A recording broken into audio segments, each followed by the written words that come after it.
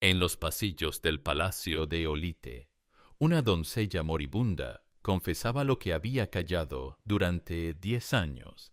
Era el invierno de 1349. Inés de Artaza yacía en su lecho mientras el sacerdote esperaba palabras de arrepentimiento común, pequeños robos, mentiras piadosas, envidias cotidianas. Pero lo que salió de sus labios hizo que el confesor retrocediera como si el mismísimo diablo hubiera entrado en la habitación. La había visto alcanzar el éxtasis 48 veces en un solo día. 48. El número quedó suspendido en el aire frío de la celda. El sacerdote no podía respirar. Ningún cuerpo humano era capaz de semejante cosa. Ninguna mujer cristiana podría. Pero Inés insistía. No era demonio. No era brujería. No era posesión satánica.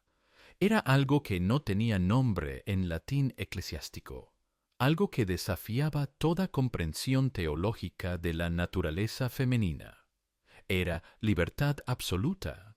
Dicen que el cuerpo no miente, y el de Juana II de Navarra había contado una historia que la Iglesia intentaría borrar durante siglos. Su piel había sido lienzo donde se escribió la crónica más transgresora del siglo XIV. No era la historia de una reina loca. No era el relato de una mujer poseída por demonios lujuriosos.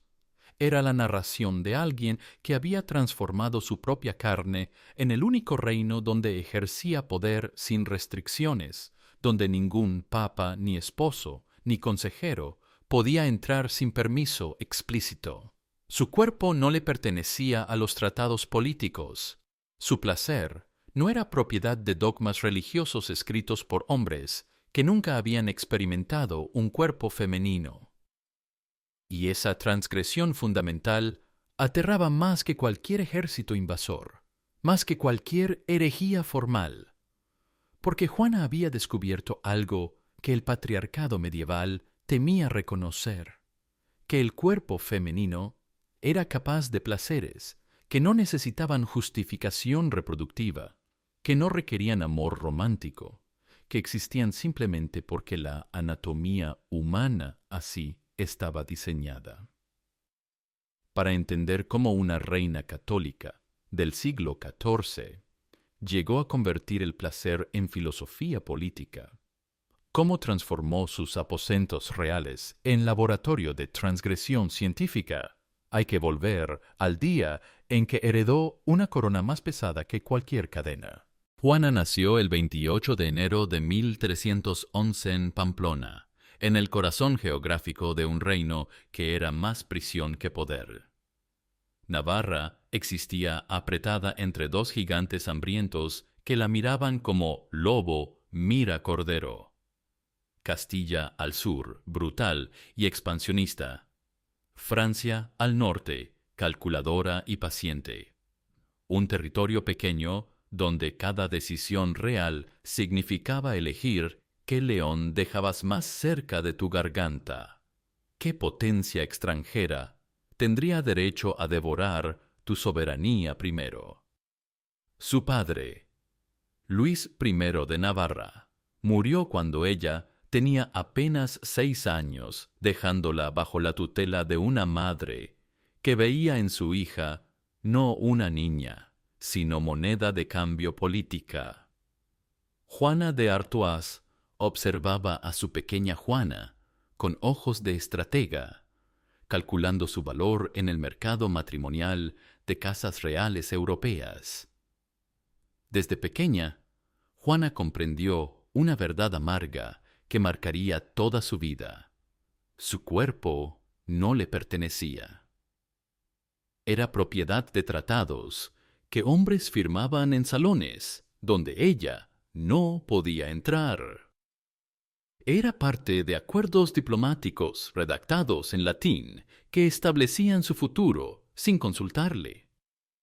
Era garantía de alianzas matrimoniales que decidían su destino antes de que aprendiera a leer. A los 13 años, la prometieron a Felipe de Évreux, noble francés de 23 años, cuya única función no era amarla, sino consolidar la influencia francesa sobre el pequeño reino pirenaico. La boda se celebró en 1318. Juana tenía 17 años y ojos que ya habían aprendido a no llorar en público. La noche de bodas, Felipe cumplió su deber dinástico con la eficiencia de quien ejecuta una tarea administrativa, sin ternura, sin palabras innecesarias, sin siquiera mirarla realmente a los ojos, como si reconocer su humanidad complicara el acto mecánico de consumar un contrato político. Cuando terminó, salió de la habitación dejando a Juana sangrando sobre sábanas de seda importada que olían a incienso litúrgico y humillación matrimonial. Esa noche, acostada en la oscuridad absoluta del palacio de Ólite, mientras escuchaba los pasos de Felipe alejándose por el corredor de piedra, Juana entendió con claridad cristalina. Su matrimonio no era unión, era colonización. Felipe había poseído su reino a través de papeles legales. Ahora poseía su cuerpo a través de derechos maritales establecidos por leyes que ella no había escrito. Pero había una diferencia crucial que Felipe no comprendía. El reino podía ser invadido por ejércitos, controlado por tratados, dividido por herencias, pero su propia carne, su capacidad de sentir, sus respuestas fisiológicas, eso todavía permanecía misteriosamente fuera del control masculino absoluto. Durante 9 años largos, Juana interpretó el papel perfecto. Dio a Felipe 2 hijos varones y 3 hijas que aseguraron la sucesión dinástica. Asistió a misas interminables, donde sacerdotes predicaban sobre la sumisión femenina como voluntad divina. Firmó tratados que otros habían negociado. Sonrió en ceremonias públicas. Por fuera, era la esposa obediente que la Iglesia Católica exigía como modelo de virtud femenina. Por dentro, algo crecía como semilla en tierra oscura. Una pregunta peligrosa que no la dejaba dormir en las noches de invierno navarro. Si Dios había creado el cuerpo humano con capacidad para sentir placer, ¿por qué ese placer estaba prohibido? Si la anatomía femenina respondía a ciertos estímulos con reacciones específicas, ¿no era eso parte del diseño divino tanto como la capacidad de gestar hijos? La pregunta era herética. Era peligrosa, era revolucionaria, y Juana no podía dejar de hacérsela. En 1328, tras la muerte sin herederos de Carlos IV de Francia, las complicadas leyes de sucesión finalmente beneficiaron a Juana. Heredó la corona de Navarra por derecho propio, no como consorte, sino como reina soberana. Tenía 27 años y por primera vez en su vida adulta, poder político real que no dependía completamente de la voluntad masculina. Felipe seguía siendo su consorte, su esposo legal. Pero ella era la reina. El reino respondía a su autoridad, y lentamente, con la paciencia infinita de alguien que ha esperado toda una vida por un momento de autonomía, Juana comenzó a construir otro tipo de soberanía, una que no se ejercía en salones de tratados ni campos de batalla, una que empezaba y terminaba en el territorio más íntimo e ignorado por la política medieval: su propia piel. Al principio, fue solo curiosidad intelectual disfrazada de preocupación médica legítima. Juana había oído rumores en la corte sobre manuscritos árabes que los médicos judíos guardaban en cofres cerrados. Textos antiguos traducidos del griego y el árabe que hablaban del cuerpo femenino, no como fuente de pecado original, sino como territorio de conocimiento científico. Anatomía sin moral, fisiología sin teología, descripciones precisas de órganos nervios, respuestas que la medicina cristiana europea simplemente ignoraba por considerarlas irrelevantes o pecaminosas. Mandó traer los libros bajo pretexto de estudiar tratamientos para dolencias femeninas comunes. Los manuscritos llegaron en cofres sellados, camuflados, entre tratados médicos perfectamente aceptables sobre humores corporales y sangrías terapéuticas. Los leía de noche, a la luz vacilante de velas de cera de abeja, mientras Felipe roncaba en sus propias habitaciones, separadas por 3 puertas de roble macizo. Lo que descubrió en esos pergaminos antiguos la transformó completamente. Los textos árabes describían el cuerpo femenino con precisión casi quirúrgica. Hablaban de zonas de sensibilidad extrema. Explicaban ritmos, técnicas, secuencias. No había juicio moral en esas páginas amarillentas, solo datos empíricos recopilados durante siglos. Como si el placer fuera química predecible, no pecado aleatorio enviado por Satanás para probar la virtud cristiana. Juana comenzó a experimentar metódicamente. Primero sola, en la intimidad absoluta de sus aposentos privados, donde ni las doncellas podían entrar sin permiso explícito. Luego, con ayuda de masajistas moriscas que su médico personal le recomendó discretamente. Mujeres que habían huido de Granada tras la Reconquista, que conocían aceites orientales con propiedades específicas, puntos de presión que la medicina europea ni siquiera nombraba en sus textos universitarios. Las sesiones comenzaban ritualísticamente con baños perfumados que duraban horas enteras. Agua caliente traída en cubos desde las cocinas, mezclada con esencias de jazmín importado, rosa damascena, sándalo de Oriente. Las masajistas moriscas trabajaban cada músculo, cada nervio, cada zona de tensión con movimientos precisos aprendidos en tradiciones centenarias. No era lujuria descontrolada, no era pecado espontáneo, era método científico aplicado al territorio menos explorado de la anatomía humana. Juana descubrió que su cuerpo respondía a estímulos específicos de maneras completamente predecibles, que había patrones fisiológicos, que el placer no era pecado aleatorio, sino respuesta neurológica a técnicas correctamente aplicadas, que la intensidad variaba según preparación, duración, secuencia de estimulación. Y si era predecible, si seguía reglas naturales, entonces podía ser estudiado, refinado, optimizado como cualquier otro campo del conocimiento humano. En 1330, Juana tomó la decisión que la condenaría históricamente. Transformó el ala oeste del Palacio de Olite en lo que sus detractores llamarían después con horror apenas disimulado como la corte del placer. Las habitaciones fueron completamente rediseñadas según especificaciones que ella misma proporcionó tras años de experimentación cuidadosa. Ventanas cubiertas con cortinas de terciopelo grueso para controlar perfectamente la entrada de luz natural. Camas bajas, estilo oriental, con cojines de seda rellenos de plumas de ganso. Braseros estratégicamente ubicados para mantener temperatura corporal óptima constante.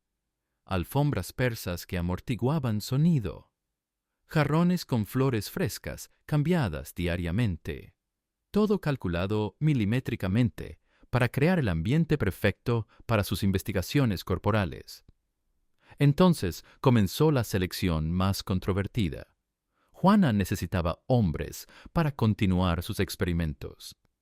Pero no buscaba amantes en el sentido romántico tradicional. No quería poetas que escribieran sonetos sobre sus ojos. No necesitaba caballeros que juraran amor eterno ante altares. Requería algo mucho más transgresivo para la mentalidad medieval. Empleados especializados. Hombres que entendieran que esto era trabajo, no romance. Que siguieran instrucciones precisas, sin complicaciones emocionales que arruinaran la pureza científica del experimento. Los eligió con criterios médicos estrictos que habrían horrorizado a cualquier confesor. Salud física perfecta, verificada por examen médico.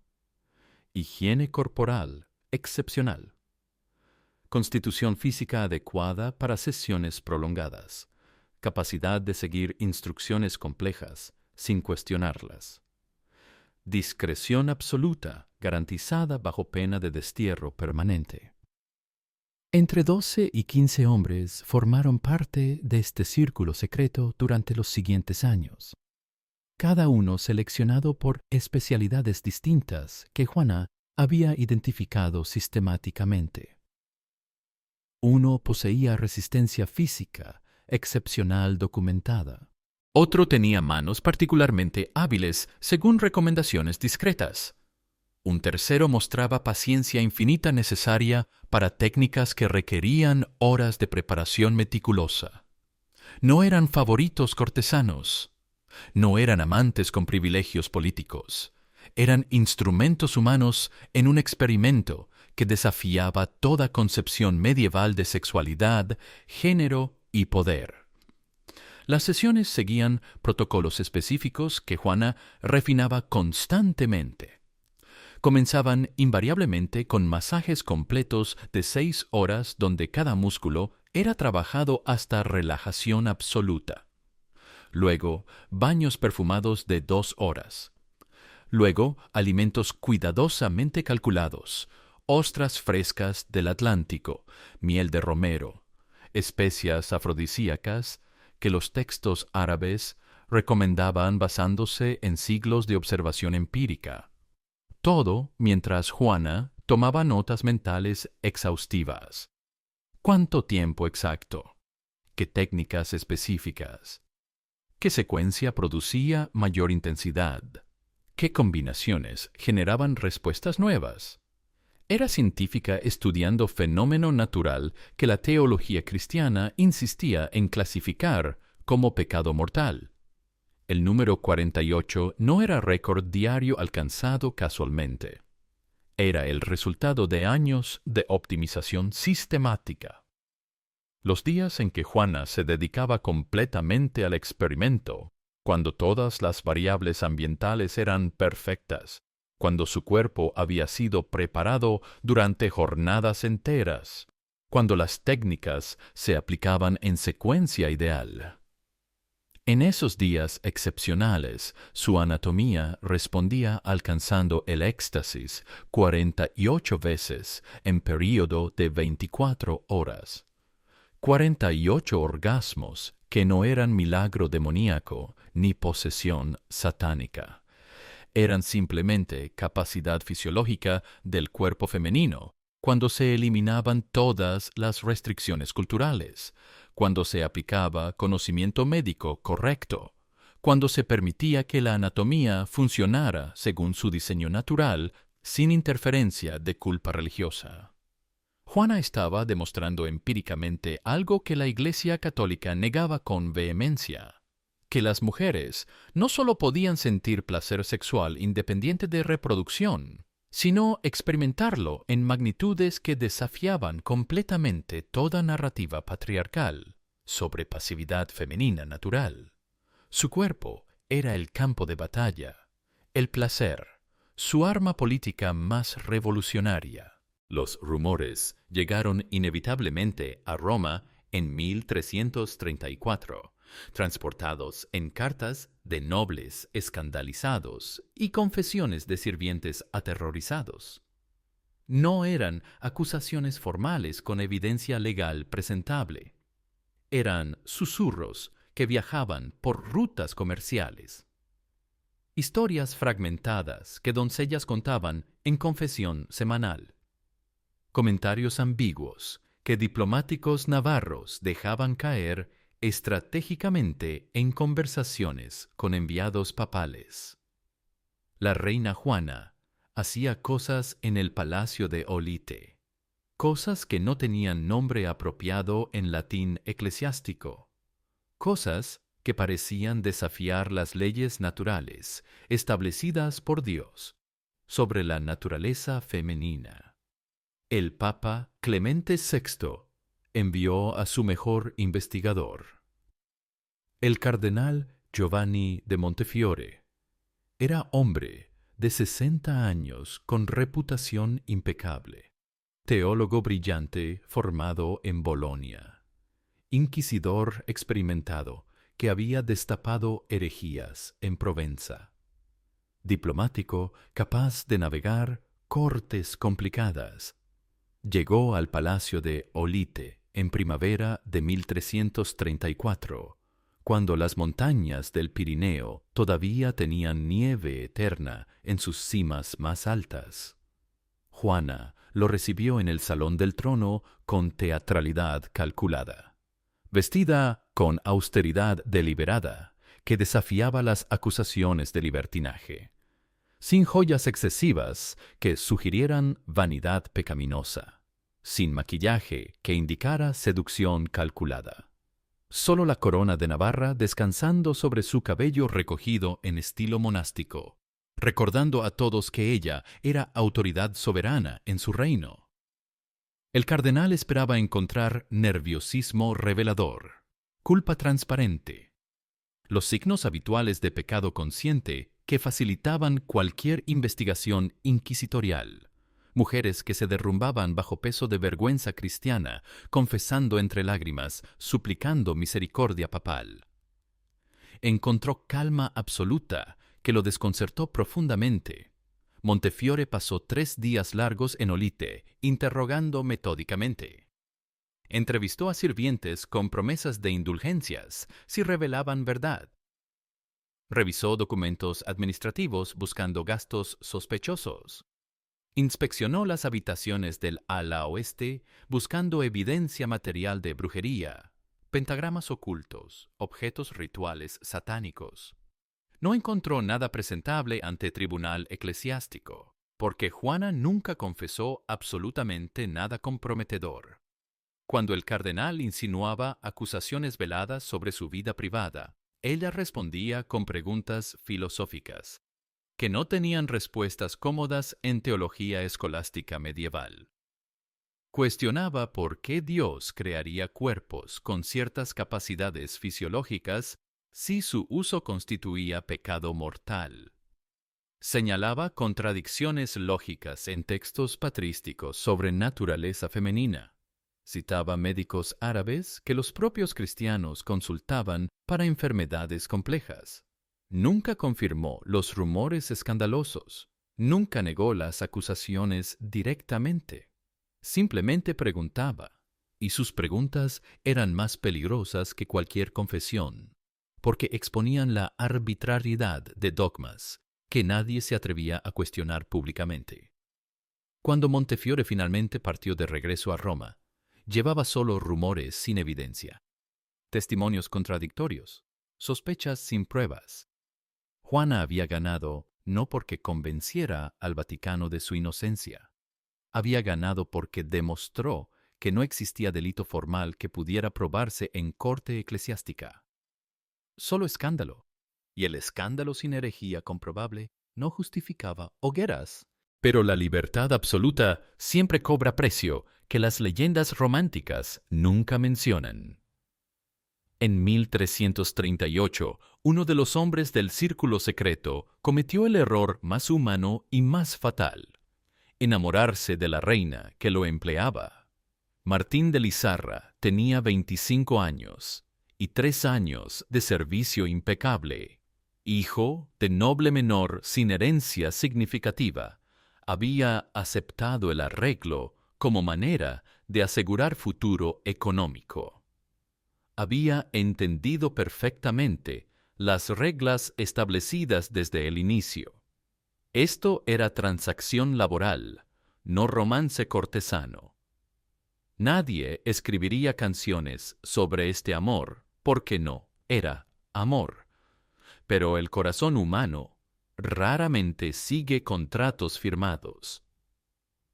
Una noche, después de sesión particularmente intensa que había durado 14 horas continuas, Martín permaneció en la habitación cuando el protocolo indicaba retirarse inmediatamente. Juana, todavía recuperándose en cama entre cojines de seda, notó su presencia persistente con molestia creciente. No hubo conversación dramática. No hubo declaraciones de amor eterno. Solo Martín mirándola con ojos que habían dejado de ver empleadora y veían mujer deseada emocionalmente. Solo Juana reconociendo con horror instantáneo lo que esa mirada significaba para su experimento cuidadosamente controlado. El amor era más peligroso que cualquier enemigo político externo. El amor generaba expectativas que no podían satisfacerse en sistema basado en control absoluto. El amor creaba celos que destruirían el círculo de hombres intercambiables. El amor exigía exclusividad que anularía todo el propósito del experimento. El amor volvía impredecibles a las personas de maneras que Juana había eliminado meticulosamente de sus relaciones carnales. Al día siguiente, Martín de Lizarra fue enviado a las montañas más remotas de Navarra, con misión diplomática inventada que no tenía fecha prevista de retorno. Exilio permanente disfrazado de servicio real a la corona. Juana nunca lo volvió a ver. Nunca preguntó por él. Nunca mencionó su nombre. Pero esa noche, completamente sola en sus aposentos rediseñados, lloró por primera vez en años. No por Martín específicamente como individuo romántico, sino por lo que su exilio representaba, por el precio que estaba pagando por su autonomía transgresora. Había conquistado su cuerpo, había optimizado su placer, había desafiado a la Iglesia y sobrevivido, pero había sacrificado toda posibilidad de conexión emocional genuina. Había eliminado el amor de su vida tan sistemáticamente como había eliminado la culpa religiosa, y con cada año que pasaba, ese precio se volvía más evidente, más doloroso, más irreversible. En 1345, cuando Juana cumplió 54 años, su cuerpo comenzó a traicionarla de formas que ninguna técnica árabe podía prevenir. No dramáticamente, con enfermedad súbita, solo lentamente con declive inevitable de edad. Los 48 orgasmos se volvieron imposibles de alcanzar, incluso bajo condiciones perfectas. Luego 20, luego 15, luego 10, espaciados con dolor creciente. La máquina perfecta que había optimizado durante 15 años estaba desgastándose según leyes biológicas que no respetaban voluntad humana. Juana redujo progresivamente las sesiones, las espació más, finalmente las detuvo completamente. No por arrepentimiento moral, no por conversión religiosa súbita, sino porque su cuerpo simplemente ya no respondía de la misma manera predecible que había estudiado exhaustivamente. Había conquistado su autonomía carnal absoluta, pero no había conquistado el tiempo. No había vencido a la naturaleza.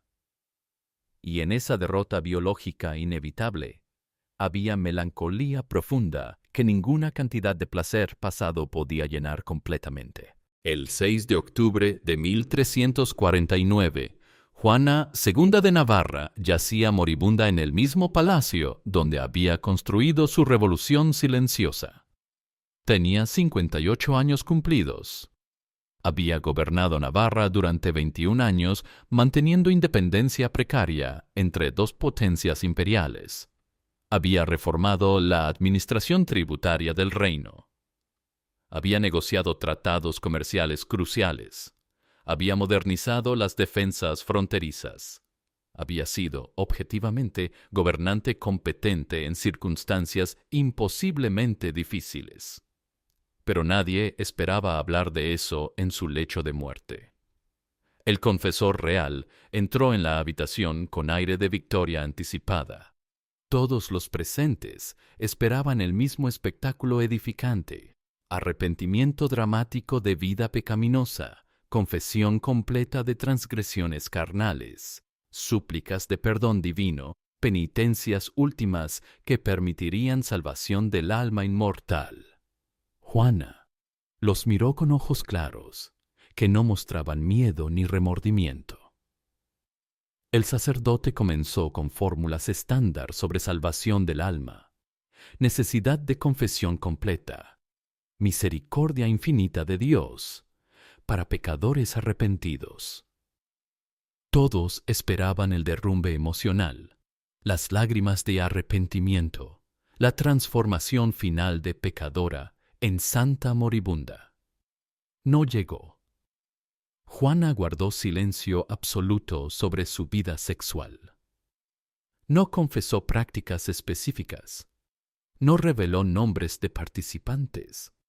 No pidió perdón por haber transformado su cuerpo en territorio de experimentación prohibida. No realizó penitencias dramáticas. No renunció a nada de lo que había hecho durante 20 años en el ala oeste del palacio. Simplemente cerró los ojos y murió con labios sellados, dejando pregunta que nadie presente podía responder satisfactoriamente. ¿Había sido condenada eternamente o finalmente liberada? Los cronistas oficiales del reino intentaron desesperadamente borrar la verdad incómoda.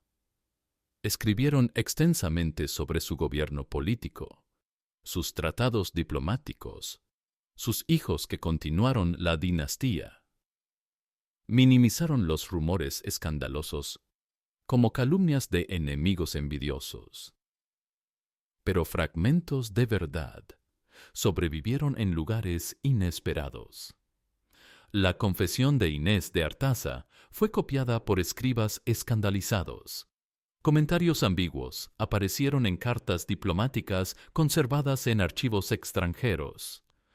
Registros médicos vagamente sugestivos permanecieron en bibliotecas monásticas.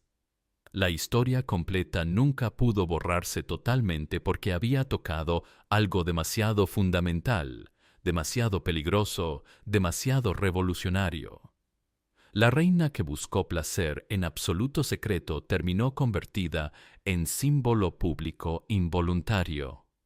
La mujer que quería ser recordada por mantener independencia de Navarra contra Francia y Castilla es recordada históricamente por una cifra escandalosa: 48. Su mayor logro político fue completamente eclipsado por su transgresión sexual en narrativa histórica posterior. Y ella lo sabía. Lo había aceptado con amargura profunda, pero sin retractarse jamás. Porque Juana II de Navarra no fue santa ni demonio. No fue víctima inocente ni villana perversa. No fue heroína feminista perfecta, ni pecadora arrepentida, conveniente para sermones moralizantes. Fue ser humano complejo que usó su privilegio real para explorar territorio que la sociedad cristiana medieval negaba sistemáticamente a todas las mujeres: autonomía corporal absoluta sin justificación reproductiva ni romántica. Así mueren las revoluciones verdaderamente peligrosas. No con declaraciones públicas grandilocuentes ni manifiestos políticos publicados, sino con preguntas susurradas que no tienen respuestas cómodas.